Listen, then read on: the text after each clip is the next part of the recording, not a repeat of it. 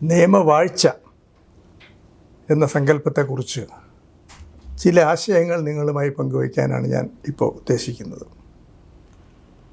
എല്ലാവരും കേട്ടിട്ടുള്ള ഒരു പദപ്രയോഗമാണ് നിയമവാഴ്ച എന്നുള്ളത്. നിയമം കൈകാര്യം ചെയ്യുന്നവർ പ്രത്യേകിച്ചും നിയമവാഴ്ച എന്നുള്ള പദം വളരെയധികം ഉപയോഗിക്കാറുണ്ട്. എന്നാൽ നിയമം കൈകാര്യം ചെയ്യാത്തവർ അല്ലെങ്കിൽ നിയമമായിട്ട് നേരിട്ട് ബന്ധമില്ലാത്തവർ പോലും പലപ്പോഴും നിയമവാഴ്ചയെക്കുറിച്ച് സംസാരിക്കുന്നത് നമുക്ക് കേൾക്കാം. എന്താണ് നിയമവാഴ്ച? എല്ലാ കാര്യങ്ങളും നിയമം അനുസരിച്ച് നടക്കണം. നിയമത്തിൻ്റെ ആധിപത്യം ആണ് വേണ്ടത്, വ്യക്തികളുടെ ആധിപത്യമല്ല. ഇതാണ് ഇതിൻ്റെ ചുരുക്കം. എന്നാൽ അതിന് പല തലങ്ങളുണ്ട്, പല മാനങ്ങളുണ്ട്. നിയമവാഴ്ച എന്ന് പറയുമ്പോൾ നിയമം പരിപാലിക്കപ്പെടണം, നിയമം സൂക്ഷ്മമായി മനസ്സിലാക്കി പ്രയോഗിക്കാൻ കഴിയണം.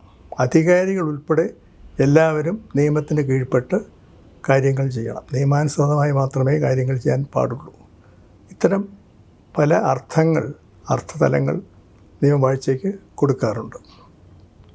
നിയമവാഴ്ചയെ ഭരണഘടനയുടെ അടിസ്ഥാന സങ്കല്പമായി പരിവർത്തനം ചെയ്തത് ബ്രിട്ടീഷ് ഭരണഘടനാ വിദഗ്ധനായ എ വി ഡൈസി എന്ന നിയമപണ്ഡിതനാണ്. അദ്ദേഹം പറഞ്ഞു, നിയമവാഴ്ച എന്ന് പറഞ്ഞാൽ നിയമത്തിൻ്റെ സമഗ്രാധിപത്യമാണ്. അതിൽ നിയമം പരിപാലിക്കപ്പെടണം എന്ന് മാത്രമല്ല, നിയമാനുസൃതമല്ലാത്ത അല്ലെങ്കിൽ നിയമത്തിൻ്റെ വിധേയമല്ലാത്ത സ്വേച്ഛാപരമായ അധികാരം, പ്രത്യേക അവകാശങ്ങൾ, വിപുലമായ വിവേചനാധികാരങ്ങൾ, ഇതൊന്നും തന്നെ പാടില്ല. ഇതുവരിൽ ഏതെങ്കിലും ഗവൺമെൻറ്റിന് ഉണ്ടെങ്കിൽ അത് നിയമവാഴ്ചയ്ക്ക് എതിരാണ്, വിരുദ്ധമാണ് എന്നാണ് ഡൈസി ചൂണ്ടിക്കാണിച്ചത്. എന്നാൽ ഡൈസിയുടെ സിദ്ധാന്തത്തിൽ മാത്രം ഒതുങ്ങി നിൽക്കുന്ന ഒരു കാഴ്ചപ്പാടല്ല നിയമവാഴ്ചയ്ക്ക് ആധുനിക കാലഘട്ടത്തിൽ ഉള്ളത്. ഡൈസിയുടെ കാലഘട്ടത്തിന് മുമ്പ് തന്നെ ബ്രിട്ടനിൽ നമുക്കറിയാം, ജനങ്ങളുടെ അവകാശങ്ങൾ അംഗീകരിക്കുന്ന സർക്കാരിന്മേൽ നിയന്ത്രണങ്ങൾ ആവശ്യമാണ് എന്ന് സ്ഥാപിക്കുന്ന മാഗ്ന കാർട്ട പോലെയുള്ള ചരിത്രപരമായ രേഖകൾ നമുക്ക് കാണാം. അപ്പോൾ നിയമവാഴ്ചയുടെ മറ്റൊരു അടിസ്ഥാനം ഭരണകൂടങ്ങൾ നിയന്ത്രണങ്ങൾക്ക് വിധേയമാണ്, നിയമത്തിന് വിധേയമാണ് എന്നുള്ളതാണ്. എനിക്ക് ചരിത്രപരമായ ഒരു സംഭവം ഓർമ്മ വരുന്നു. ഗ്രേറ്റ് ബ്രിട്ടനിൽ ചീഫ് ജസ്റ്റിസ് ആയിരുന്ന കോക്ക് എന്ന വ്യക്തി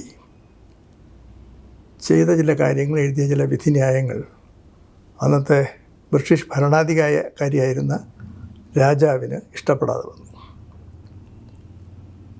കോക്കിൻ്റെ അഭിപ്രായത്തിൽ ഭരണാധികാരികൾ, പ്രത്യേകിച്ചും രാജാവ് പോലും നിയമത്തിന് കീഴ്പ്പെട്ട് പെരുമാറേണ്ട ആളാണ്. ഇതിനോട് യോജിക്കാൻ രാജാവ് തയ്യാറായില്ല. അദ്ദേഹം കോക്കിനെ വിളിച്ചു വരുത്തി, നിങ്ങൾ എന്താണ് ഈ പറയുന്നത്? ഞാൻ നിയമത്തിന് കീഴ്പ്പെട്ട് ജീവിക്കണമെന്നാണോ? ഞാനാണല്ലോ നിയമം ഉണ്ടാക്കുന്നത്. നിയമത്തിൻ്റെ ഉറവിടം രാജാവല്ലേ, പിന്നെ എങ്ങനെ രാജാവ് നിയമത്തിന് കീഴ്പ്പെടും എന്ന് ചോദിച്ചപ്പോൾ കോക്ക് വളരെ വിനീതനായി എന്നാൽ വളരെ ഉറച്ച ശബ്ദത്തിൽ പറഞ്ഞത്, രാജാവും നിയമത്തിന് വിധേയനാണ്. രാജാവ് നിയമം ഉണ്ടാക്കിക്കോട്ടെ, പക്ഷേ നിയമം ഉണ്ടാക്കി കഴിഞ്ഞാൽ ആ നിയമം പാലിക്കാൻ, അതനുസരിച്ച് പെരുമാറാൻ രാജാവും ബാധ്യസ്ഥനാണെന്ന് പറഞ്ഞു. ഇത് ചരിത്രത്തിൽ രേഖപ്പെടുത്തിയിട്ടുള്ളൊരു അസുലഭമായ ഒരു സംഭവമാണ്. നിയമം പാലിക്കപ്പെടണം. നിയമത്തിൻ്റെ അധീശത്വമാണ് നിയമവാഴ്ചയുടെ അടിസ്ഥാനമെന്ന് നമ്മൾ പറയുമ്പോൾ ഒരു ചോദ്യം സ്വാഭാവികമായി ഉയർന്നു വരും. എന്താണ് നിയമം? ഏതെങ്കിലും നിയമങ്ങൾ പാസ്സാക്കി അതനുസരിച്ച് കാര്യങ്ങൾ ചെയ്യുമ്പോൾ അത് നിയമവാഴ്ചയ്ക്ക് അനുസൃതമായി തീരുമോ? അങ്ങനെ നോക്കിയാൽ ഹിറ്റ്ലർ ഏറ്റവും വലിയ ഏകാധിപതിയും ഏറ്റവും അധികം ക്രൂരതയും മനുഷ്യത്വരഹിതമായ പെരുമാറ്റങ്ങളും കൊണ്ട് ചരിത്രത്തിൽ സ്ഥാനം പിടിച്ച ആളാണല്ലോ ഹിറ്റ്ലർ. ആ ഹിറ്റ്ലർ ഏത് കാര്യത്തിനും നിയമങ്ങളുണ്ടാകാൻ ശ്രദ്ധിച്ചു. താൻ ചെയ്യുന്ന നിഷ്ഠുരതയെല്ലാം നിയമങ്ങൾ വഴി ന്യായീകരിക്കാൻ അദ്ദേഹം സദാ ശ്രദ്ധാലുവായിരുന്നു. അപ്പോൾ എന്തെങ്കിലും നിയമം ഉണ്ടാക്കി അത് പാലിക്കുക എന്നുള്ളതല്ല നിയമവാഴ്ചയുടെ അടിസ്ഥാനം. നിയമത്തിന് ചില സവിശേഷതകൾ, ചില ഗുണങ്ങൾ ഉണ്ടായിരിക്കണം. ആ ഗുണങ്ങളിൽ ഏറ്റവും പ്രധാനം നിയമത്തിന് മുന്നിൽ എല്ലാവരും തുല്യരായിരിക്കണമെന്ന സങ്കല്പമാണ്. തുല്യത, ഈക്വാളിറ്റി ബിഫോർ ലോ. അതുപോലെ തുല്യമായ അവസരങ്ങൾ എല്ലാവർക്കും ലഭിക്കണം എന്നതാണ്. നീതി എല്ലാവർക്കും ലഭ്യമാകണം എന്നുള്ളതാണ്.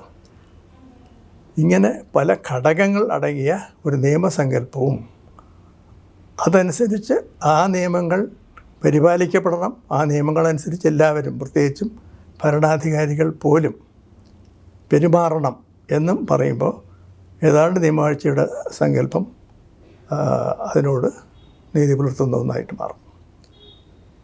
പിന്നെ നിയമത്തിന് ഇത് മാത്രം മതിയോ, നിയമവാഴ്ചയ്ക്ക് ഇത്രയും മതിയോ എന്നുള്ള ചോദ്യം വീണ്ടും ഉയർന്നു വരാം. അങ്ങനെ വരുമ്പോൾ നമുക്ക് കാണാൻ സാധിക്കുന്നത് പുതിയ ചിന്താഗതികൾ, നിയമത്തെക്കുറിച്ചുള്ള പുതിയ ചർച്ചകൾ, സംവാദങ്ങൾ ഒരു പടി കൂടി മുന്നോട്ട് പോയിട്ടുള്ളതായിട്ട് നമുക്ക് കാണാം. അതായത് നിയമങ്ങൾ പാലിക്കപ്പെടുക, അല്ലെങ്കിൽ നിയമത്തിൻ്റെ ചില സവിശേഷതകൾ കൂടി സംരക്ഷിക്കപ്പെടുക എന്നതിൽ ഒതുങ്ങി നിൽക്കുന്നില്ല. നേരെ മറിച്ച്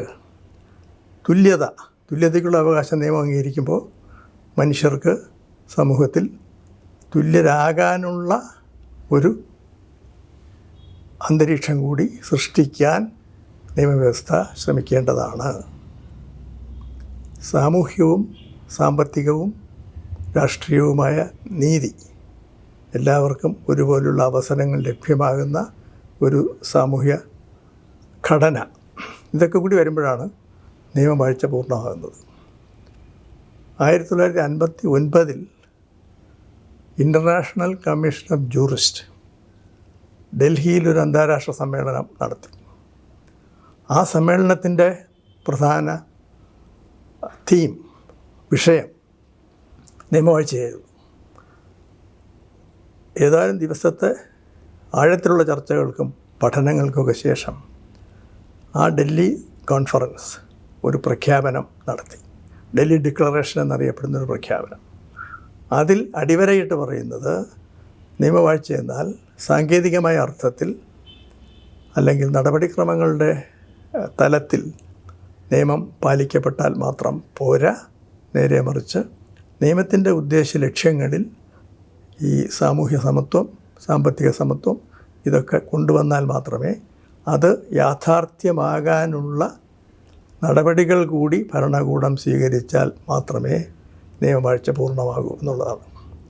ഇപ്പോൾ ഈ അടുത്ത കാലത്തായിട്ട് വരുന്ന ചർച്ചകളിൽ നമ്മൾ കാണുന്നത് നിയമവാഴ്ചയെ വെർട്ടിക്കൽ ആൻഡ് ഹോറിസോണ്ടൽ ഇങ്ങനെ രണ്ടായി തരംതിരിച്ച് വിശകലനം ചെയ്യുന്ന രീതി നമുക്ക് കാണാം. വെർട്ടിക്കൽ എന്ന് പറയുന്ന അധികാരികളും ജനങ്ങളുമായി ബന്ധപ്പെടുന്ന വിഷയങ്ങളാണ്. അതേസമയം ഹൊറിസോണ്ടൽ എന്ന് പറയുമ്പോൾ ഈ സാമൂഹികമായി എല്ലാവർക്കും ലഭ്യമാകേണ്ട ചില പോസിറ്റീവായ ചില കാര്യങ്ങളെ പറ്റിയാണ് ഹൊറിസോണ്ടൽ റൂൾ ഓഫ് ലോ പ്രതിപാദിക്കുന്നത്. ഇത് രണ്ടും ഉണ്ടാകണം എന്നാണ് പറയുന്നത്.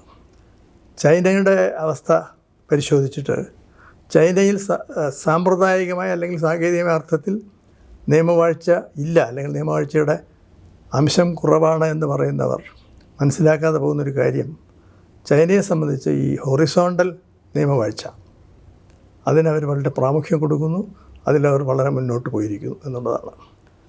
നമ്മുടെ രാജ്യത്തിലും നിയമവാഴ്ച ഭരണഘടനാപരമായ ഒരു സങ്കല്പമായി നമ്മൾ അംഗീകരിച്ചിട്ടുണ്ട്. അതനുസരിച്ച് കാര്യങ്ങൾ മുന്നോട്ട് കൊണ്ടുപോകണം എന്നാണ് നമ്മുടെ ലക്ഷ്യം. എന്നാൽ തീർച്ചയായിട്ടും ഞാനീ പറഞ്ഞ അർത്ഥത്തിലുള്ള നിയമവാഴ്ചയെ പൂർണ്ണമായും അംഗീകരിക്കാത്ത അല്ലെങ്കിൽ പൂർണ്ണമായും യാഥാർത്ഥ്യമാക്കാൻ ഉതകാത്ത രീതിയിലുള്ള പലതും നമ്മുടെ വ്യവസ്ഥയിൽ കാണാം. അതിനെയൊക്കെ തിരുത്തി ശരിയായ അർത്ഥത്തിലുള്ള നിയമവാഴ്ച നമ്മുടെ രാജ്യത്ത് കൊണ്ടുവരാൻ നമ്മൾ ഓരോരുത്തരും പരിശ്രമിക്കണം. അതിന് നിയമത്തിൻ്റെ ആധിപത്യം അംഗീകരിക്കണം. ഭരണാധികാരികൾ പ്രത്യേകിച്ചും നിയമത്തിന് വശംവദരായി, നിയമത്തിന് വിധേയരായി, പൂർണ്ണമായും വിധേയരായി പ്രവർത്തിക്കുകയും വേണം.